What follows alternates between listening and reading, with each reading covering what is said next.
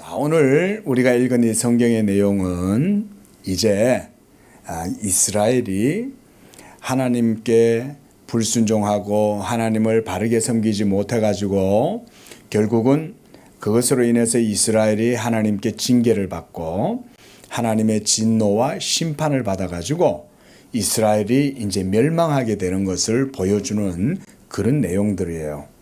그러니까 지금 이 상황은 기분이 좋은 상황이에요? 안 좋은 상황이에요? 너무 안 좋은 상황이죠. 그렇죠? 지금 이스라엘은 잘 되고 있는 상황이에요? 멸망하고 있는 상황이에요? 멸망하고 있는 상황에 처해 있어요. 이렇게 이스라엘이 멸망하게 된 데는 바로 이스라엘 백성들이 하나님을 바르게 섬기지 않았기 때문에 그런 거예요. 이스라엘이라고 하는 나라는 하나님의 언약의 민족이었어요. 그들은 하나님의 율법을 따라서 하나님을 섬겨야 했고 하나님을 믿을 때 그리고 하나님의 말씀에 순종할 때 하나님께서 이 이스라엘에 복을 주시고 그래서 그 주변에 있는 모든 나라들도 하나님이 물리쳐 주시고 그래서 하나님을 잘 믿으면 이 이스라엘은 결코 다른 나라에 피할 수가 없었어요. 무엇 때문일까요? 하나님이 그렇죠. 하나님이 지켜주셨기 때문에 이스라엘은 결코 무너뜨릴 수가 없었어요. 이스라엘이라고 하는 나라도 그렇게 큰 나라가 아니에요. 작은 나라예요. 그런데 그들이 하나님의 언약 백성으로서 하나님의 말씀을 따라 믿고 순종하면 하나님이 그 나라를 지켜주셨던 거예요. 자, 8절에 보면 하나님이 여호야긴 왕을 나이가 18세 될 때 세웠다 그랬어요. 18세면 요즘으로 치면 청소년인데 아주 어린 나이에 왕이 된 거예요. 자기 아버지의 뒤를 이어가지고 옛날에는 아버지가 왕이면 그 다음 왕위는 왕자인 아들이 왕이 되는 거예요. 그런데 이 요야긴이 아주 어린 나이에 왕이 되었음에도 불구하고 이 왕이 하나님을 잘 섬기지를 않았어요. 그래가지고 하나님께서 이 여호야긴 왕이 이스라엘에서 몇 달을 섬겼다고 그랬어요? 예루살렘에서? 석 달, 3개월간 예루살렘에서 왕이 된 거예요. 그런데 석 달 정도 되니까 그때부터 무슨 일이 있냐면 바벨론이라고 하는 거대한 나라의 군사들이 예루살렘을 향하여 공격하러 온 거예요. 자, 하나님은 막아주실 수 있을까요? 없을까요? 하나님은 얼마든지 막아주실 수 있어요. 아람의 군사들도 앞도 못 보게 해버리고 하나님은 순식간에 하나님의 천사들을 보내서 싸그리 다 진멸하실 수도 있었지만 하나님이 이 예루살렘이 공격당하고 포위당해서 함락당하고 그래서 오늘 본문에 보면 그곳에 있는 모든 귀한 보물들도 다 가져가고 또 그곳에 있는 지도자들뿐만 아니라 힘 있는 용사들, 전투 용병들, 그 다음 또 대장장이들, 아주 기술력 있는 대장장이라는 사람들은 뭐 하는 사람들이냐면 맞아요. 어떻게 무기를 만들어요?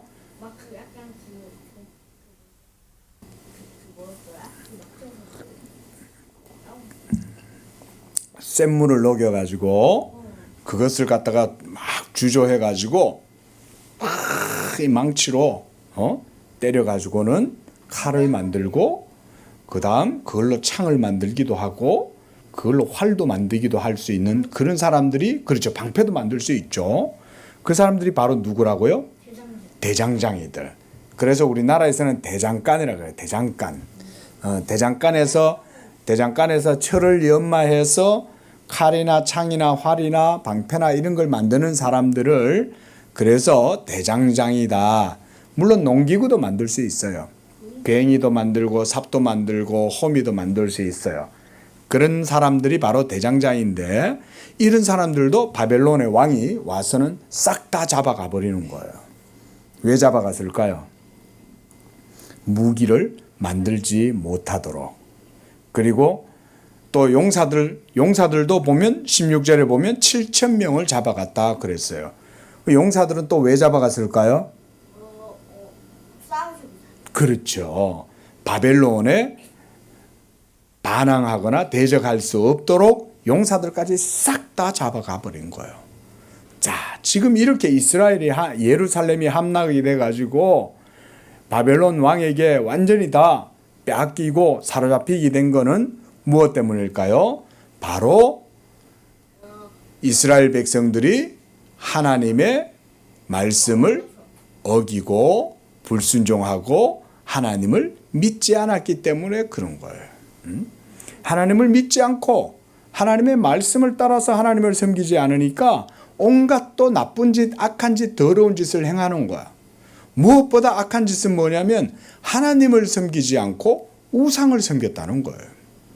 돌상을 막 빚어가지고 돌을 깎아가지고 신의 모양으로 만들고 나무도 탁 잘라가지고 조각을 해가지고 그 나무도 신상으로 만들고 그리고 또 귀신들을 접신하는 그런 귀신을 접신하는 그런 무당들 이런 사람들이 있어요.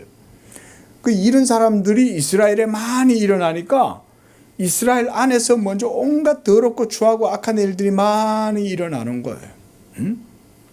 우리 건우가 잘 알아야 될 게 뭐냐면 우리나라도 마찬가지인 거예요. 우리나라도 하나님을 섬기는 이런 교회들이 없어지고 하나님의 말씀을 전하는 교회들이 없어지면 그때부터 우리나라 안에 보이지 않는 귀신들이 막 역사를 하는 거예요.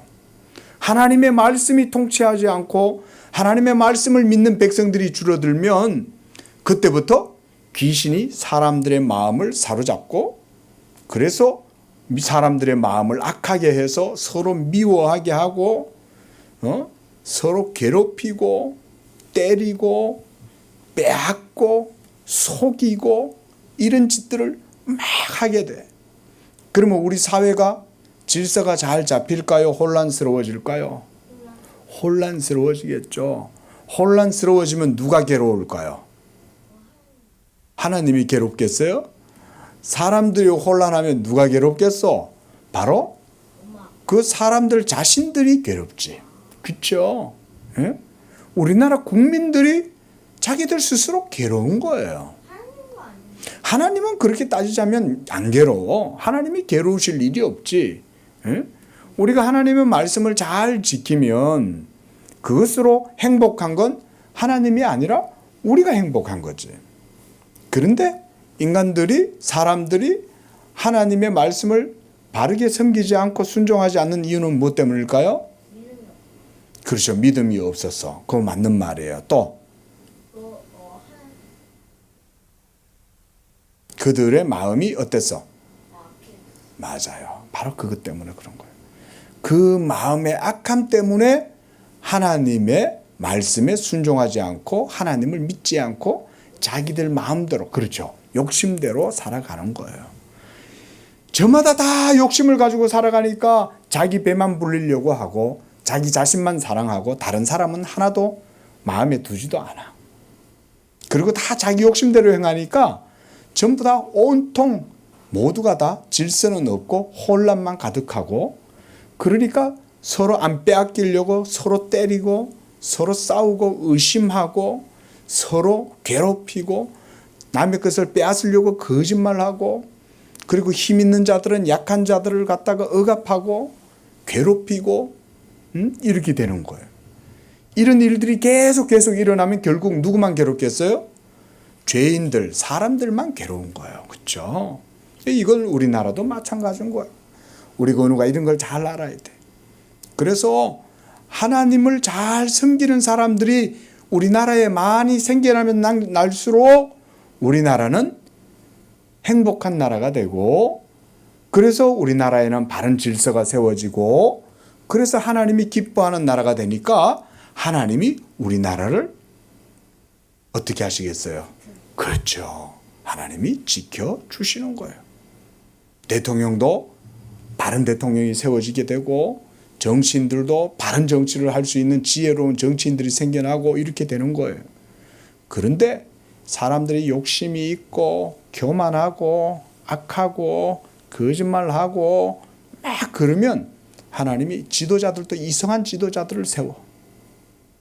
그래서 고집스럽고 거짓말하고 온갖 악한 짓을 일삼고 이런 지도자들이 많이 일어나는 건 뭐냐면 하나님이 그 나라를 심판하시는 거야. 지도자가 바르게 안 서면 밑에 있는 백성들이 평안할까요? 아니겠죠. 왜냐하면 지도자들은 좋은 일을 해서 백성들을 이롭게 해줘야 되는데, 편안하게 해줘야 되는데 자기 자신들만 생각하는 거야. 자기 권력만 생각하고 자기 배부르는 것만 생각하고 이러다 보니까 백성들은 굶고 백성들은 괴롭고 백성들은 혼란하고 이렇게 되는 거예요. 응?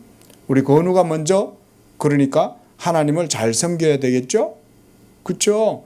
우리 건우 한 사람이 먼저 하나님 앞에 하나님을 잘 섬기면 하나님께서 또 우리 건우를 이런 시대 속에 하나님이 또 귀한 일꾼으로 쓰실 수도 있는 거예요.